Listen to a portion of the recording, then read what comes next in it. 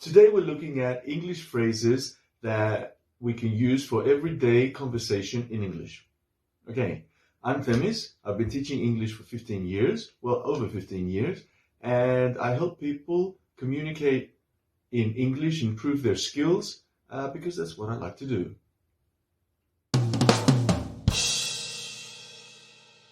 So before we begin, if this is something that you really enjoy and you need phrases that can help you communicate in your everyday life, if you want to improve your English speaking skills, become more fluent, and overall improve your communication, then all you need to do is watch the videos that I make for you. They're extremely helpful, I hope that they are helpful for you to understand the sounds and the phrases that go with the English language, because with English, what you hear is not always what you see. Okay, so we'll get to that in a minute. If you have any questions, if you have anything you want to ask, please leave a comment in the comment section below the like button. Okay, and I'll get back to you as soon as I can. So let's get to it. First expression, or the first question rather, that we would like to address is a very common greeting that people usually say when they see each other, or they haven't seen each other for some time, or they just, they meet up. So that would be, how's it going? How's it going? Now, it is written, how is it going? But we don't say all that. In spoken English, there are contractions. We leave out words, or actually not words, we leave out letters, sometimes even words, but in this case, letters, which are, it just has a better ring to it, a better sound to it when we say it in a more stressed way. So, how is it going would be more like, how's it going? How's it going? Okay. And the most common answer would be, all's good. I'm fine. Not bad. I'm great. Okay. How's it going? I'm super. I'm great. Everything's good. That sort of thing. Okay. So our next question would be, when we want to know what someone is doing, what they are doing at this period when we meet them, we'd say something like, what have you been up to? Especially if we haven't seen them for a while. What have you been up to? What have you been up to? Again, stressed. The words are sort of connected together. They're stressed and we don't hear every syllable. What have you been up to? It's more like, what have you been up to? Okay. And the most common answer would be, I've been busy. I've been studying. I've been planning a trip, that sort of thing. I have been doing something. Okay.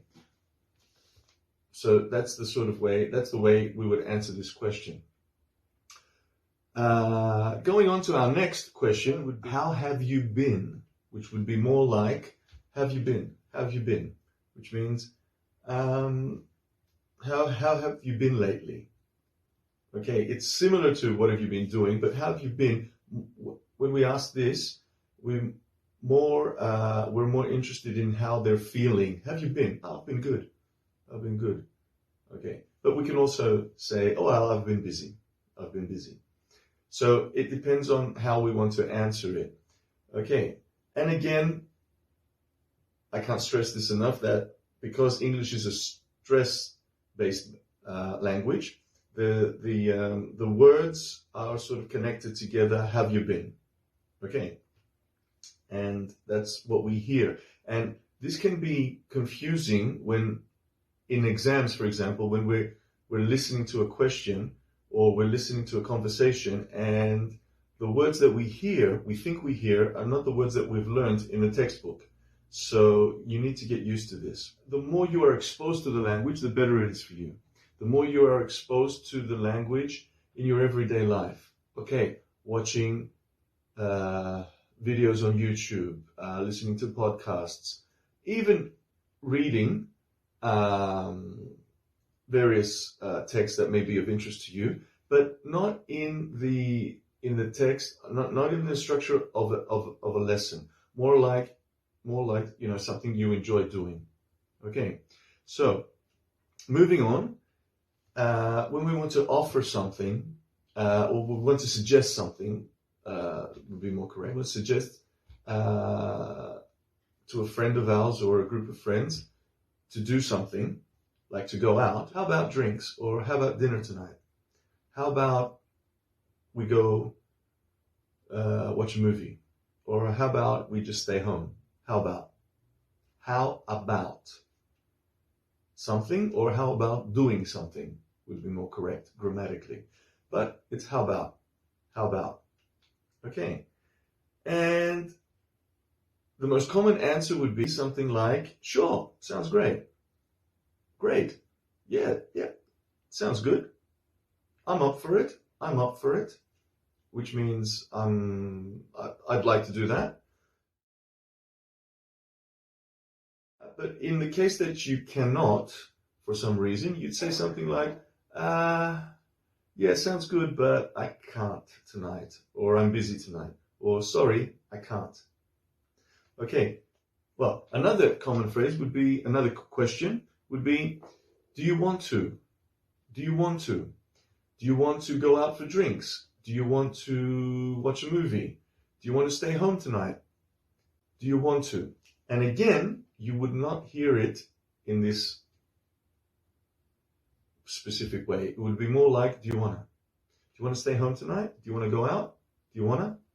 Do you wanna? Wanna is, do you want to? Want to. Okay. Another contraction happens also when we ask the question, what do you call this? What do you call this? What do you call this? What do you call this? What do you call, excuse me, what do you call this? It's a pencil. What do you call this? What do you call this? What do you call this in your language? It's a pencil. Okay, very common question that many English learners do not pronounce right, do not say right, would be more correct, would be, what does this mean? What does perpendicular mean? What does rectangle mean? What does oblivious mean? What does this mean? Not what mean, what I usually come across is, what means oblivious? That has to do with the mistake that many English learners do when they translate from their language into English. In English, we need a specific structure. And so when we ask about a meaning of a word, or usually a meaning of a word, we will say, what does this mean? Okay, so we need that structure and we need to get used to that. I think I'll leave you there for now. I'll let you sink into this. I'll let you absorb all this practice. What I'd like from you is, if you enjoyed this video, if you found it useful, please leave a comment below. If you need any other type of help or anything else you want me to address, leave a comment underneath the like button, and I'll get back to you and maybe make a video in the future for you. Okay, so thank you for your time. Thanks for being here. Thanks for making it this far, and I'll see you in the next video. Catch you later.